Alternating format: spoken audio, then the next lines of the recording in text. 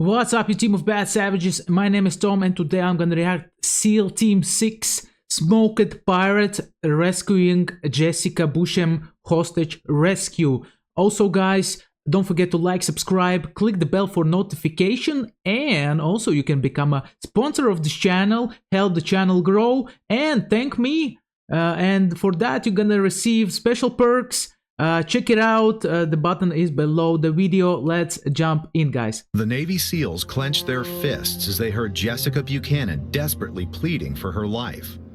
The American teacher had participated in a demining project in Somalia before being kidnapped by several pirates. Now she lay sick and starving somewhere in the desert, defenseless against the whims of her heavily armed captors. Man, this is so scary, I'm telling you. To be kidnapped, oh my gosh, I cannot even imagine the stress levels that are people going through when something like that is happening. I just cannot imagine. The operators of the famous SEAL Team 6 would do everything to save her. But one bad piece of news followed the next. Gale force winds would force the sailors to jump out of the aircraft at more than twice the wind speeds of what would have normally canceled the jump. On top of that, they were in the middle of a solar storm, which could block radio communications to support units for hours. The SEALs would have to prove that they were among the best before they even touched the ground. Any other mission would have been delayed by at least a day. But the warriors knew Jessica didn't have those 24 hours. And so they donned their parachutes, checked their oxygen tanks, and then jumped into the unknown darkness. And one of the most daring hostage rescues ever. Jessica Buchanan was 32 years old and living with her husband in one of the safer areas of Somalia. Together with her Danish colleague, Paul Thisted, she worked for a large aid organization, educating children about the dangers of anti-personnel mines that were widespread throughout the country. Yeah, this is a big issue in African countries, the anti-personnel mines. There was even Princess Diana of the British. She went there and she walked through a zone that was like unmined, you know, and she was wearing this costume special to show that people are doing great job and she's not afraid. You know, she trusts them. On her next assignment, she had to travel dangerously close to the so-called Green Line, an invisible line behind which lay the areas controlled by Islamists. The security situation in the Horn of Africa was already tense as it was, with bomb attacks and small skirmishes between rival tribes occurring almost regularly. However, Jessica had not come to Africa to hide behind walls, so she decided to conduct the anti-mine training anyway. At first, everything seemed to go without incident. But on October 25th, 2011, the day of their return trip, everything was about to change for the two humanitarian workers. The first thing that struck Jessica as suspicious was her driver. Instead of their usual chauffeur, a completely unknown man was sitting in the Land Cruiser who was supposed to take them to the airport. Her Danish colleague, however, seemed to be in a hurry and climbed into the passenger seat unimpressed, which is why Jessica stopped worrying. Then, after only 10 minutes of driving, it happened. A massive car forced the convoy to an abrupt halt.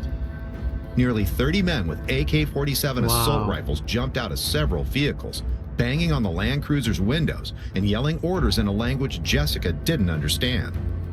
Before she could even realize what was happening to her, one of the pirates pointed his gun to her head while her security advisor was violently dragged from the vehicle. A heavily armed man sat down in the vacant seat and gave orders to Jessica's driver, who willingly hit the gas and showed who he was really working for. This is so sad that in the world we have people like this who are so cruel and violent, and I think this is all because lack of love, man, because they come from a place of cruelty and where there was no love at all. And basically you can see what lack of love can do with a person. He can become the cruelest person ever, have zero you know, feelings for other people because he just don't care. Basically a psychopath. It wasn't long before they stopped again and switched vehicles amid loud shouting from the pirates. The whole thing seemed very well planned, although the kidnappers had obviously consumed too much khat, a plant common in Africa which acts similar to amphetamines. After the pirates stopped in the middle of nowhere, Jessica and Paul had to prepare their own execution, only to be sent back to the car just before their tragic end. The pirates didn't care at all about the lives of the relief workers, but in order to collect the highest possible ransom, they needed their hostages unharmed. For them, it was fun to mock the powerlessness of the West on the other side of the world. Jessica and Paul, meanwhile, were living their nightmare. They could do nothing, as they were at the mercy of the barbarians and didn't even know if anyone had noticed their disappearance. But Washington was not only aware of the abduction of the humanitarian workers, it had already initiated first countermeasures. Jessica's aid organization had notified the American embassy in Nairobi immediately after the assault, which in turn informed the FBI. From here, phone calls were made to family members to reassure them and dissuade them from acting rashly. Even before the end of the day, high-ranking officials briefed U.S. President Barack Obama, and while the pirates were preparing to contact authorities, Jessica Buchanan was already a top priority at the White House. Paul Fisted later recounted that the best thing that could have happened to him was to be kidnapped with an American. Both hostages and pirates were soon to find out what that meant.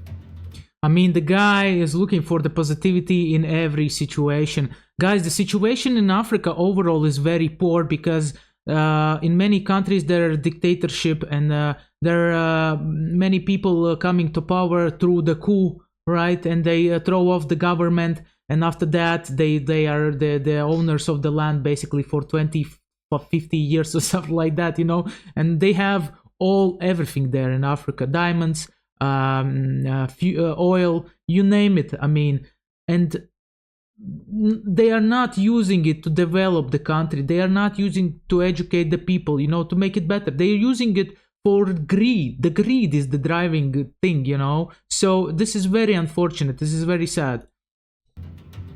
Almost 3 months later, Jessica was still in captivity. Good news was that she was still alive.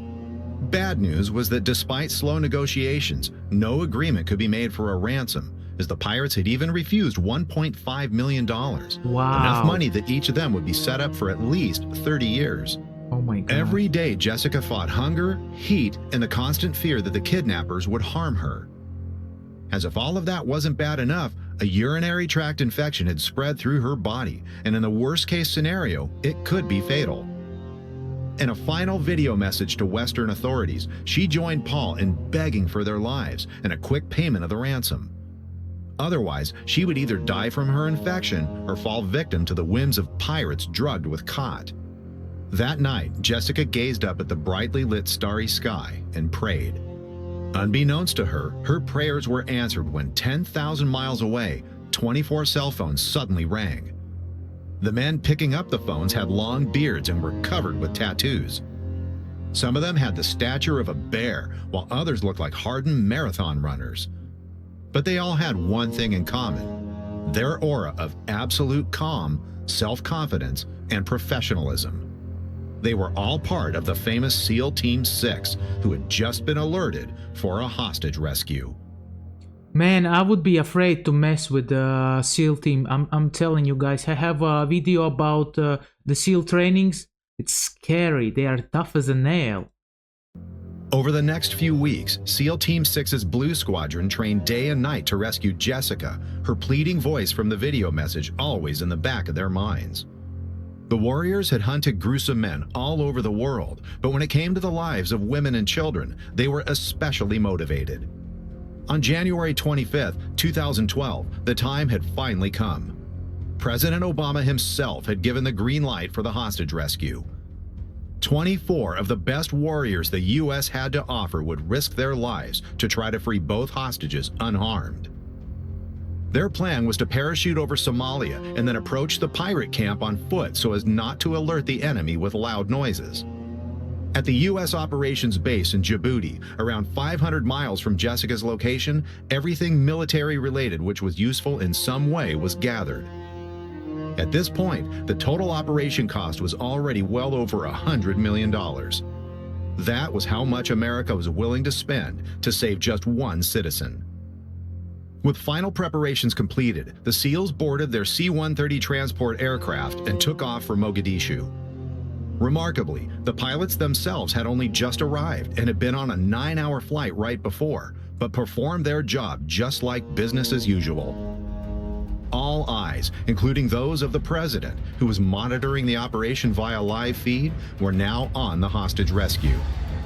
As it turned out later, the kidnappers wanted to change their position on exactly this night, but had eaten spoiled meat and therefore ended up staying put.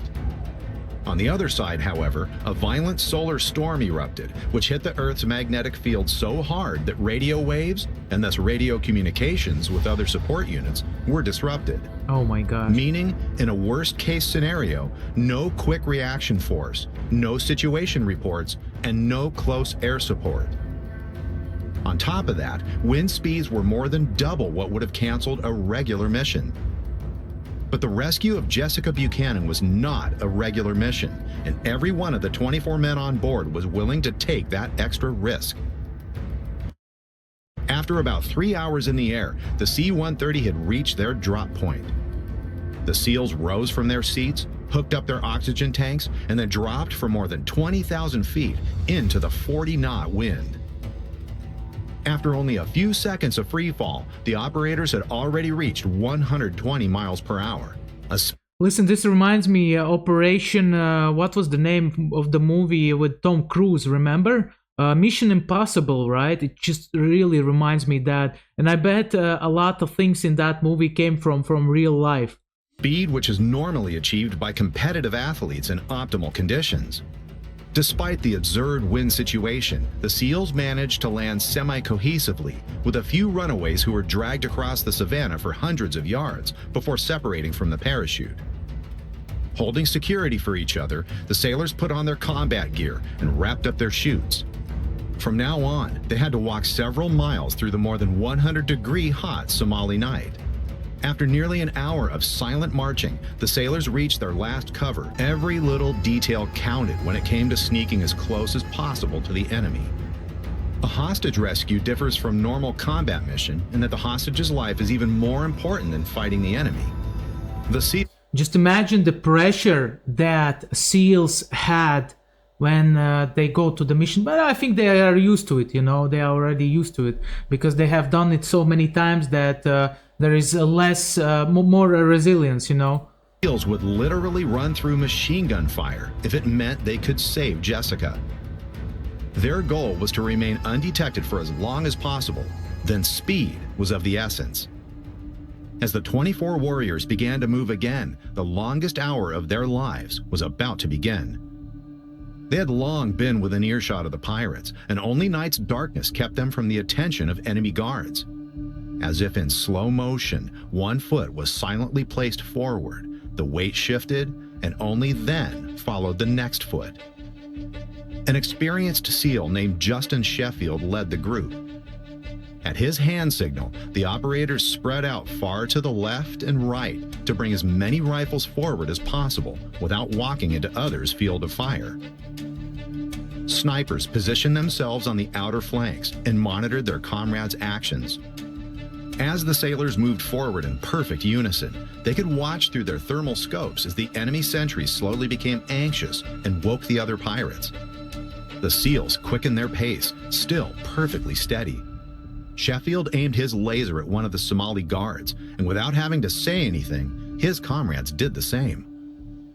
The infrared beam was completely invisible to the pirates without night vision, but they sensed something moving in the darkness. With a loud clack, they racked their heavy PKM machine guns and got into position. The pirates pointed their weapons roughly in the direction from which they heard the sounds. The SEALs increased their pace once again, now less concerned with noise discipline than with closing the distance to the hostages before all hell broke loose.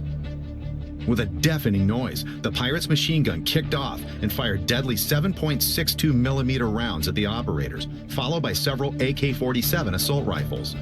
The snipers had been waiting for just this moment and almost immediately silenced the enemy machine guns before seeking new targets.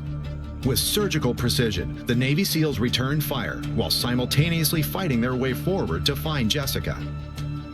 In a similar hostage rescue, French special forces failed to overwhelm the hostiles quickly enough, resulting in the execution of the hostage. Oh no. Man, this is such a responsibility. Basically, you take, responsibility of other people's lives, and you need to be a different kind of person to do that. That's why they go through these, unreal trainings that they do over there in the SEAL camp. Each of the SEALs was prepared to do anything to avoid just that. The hundreds of hours on the shooting range under simulated stress conditions paid off when they spotted two pirates with AKs standing right over Jessica, who was crouched on the ground. Sheffield and another SEAL broke away from the formation, and both made sure these pirates never kidnapped anyone again with accurate shots. When Sheffield saw the American's bright face, he dove on top of her in the ongoing firefight, shielding her from the enemy crossfire with his own body. More SEALs joined in, and within seconds, the teacher was protected by multiple layers of the world's best warriors. Although the operators themselves all had wives and children, they put the hostage's life above their own. Meanwhile, another comrade had taken care of Paul Thisted, protecting him from enemy fire as well. After all 9 pirates were neutralized and the gunfire stopped, Sheffield put Jessica on his shoulders and sprinted out of the pirate camp, as far away from any danger as possible. The other SEALs formed a human shield around the two, ready to resume the fight at any moment. After running as far as his feet would carry him after this energy-sapping battle, Sheffield dropped Jessica off. Pararescue jumpers, the U.S. Air Force's specialized rescue force, tended to the American woman, who still could... Also, imagine how their brain works. They need to be tic-tac-toe, everything needs to be perfect. You don't have time to worry, you don't have time for emotions. It's all about calculations. It's all about doing the orders, so it should be, very, very precise, everything needs to be very precise. Couldn't believe she had just been rescued by her countrymen. As she anxiously asked, "What if more come? More could come." Sheffield coldly replied, "We are SEAL Team 6. We will kill anyone who tries to harm you now." She was visibly reassured by that convincing answer of the bearded warrior who had just rescued her from the worst situation of her life. After the SEALs blew up the pirates' arms depot, they still had to march to the landing zone of the exfiltration helicopter. Whenever a suspicious noise was heard somewhere, or reports of enemies came in over the radio, it took only a few seconds for Jessica to find herself under a layer of Navy SEALs trying to protect her with their own bodies. Fortunately, however, there was no more fighting, and the American, accompanied by the SEALs, ran independently to the Black Hawk that would fly her to freedom. Behind her lay 3 months of captivity among heavily armed pirates, during which she could never be sure that she would live to see the next day. The selfless efforts of the men of SEAL Team 6 had finally saved her. All due respect to these guys, they are tough and they are doing their duty, protecting American citizens. Man, that's why I love USA, man.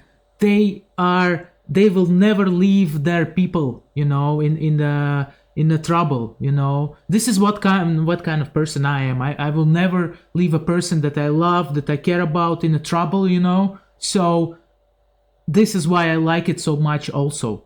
He reflected on the last few months. One of the soldiers on board knelt beside Jessica, looked her in the eye, handed her a beautifully folded American flag, and said, "Welcome home, Jessica."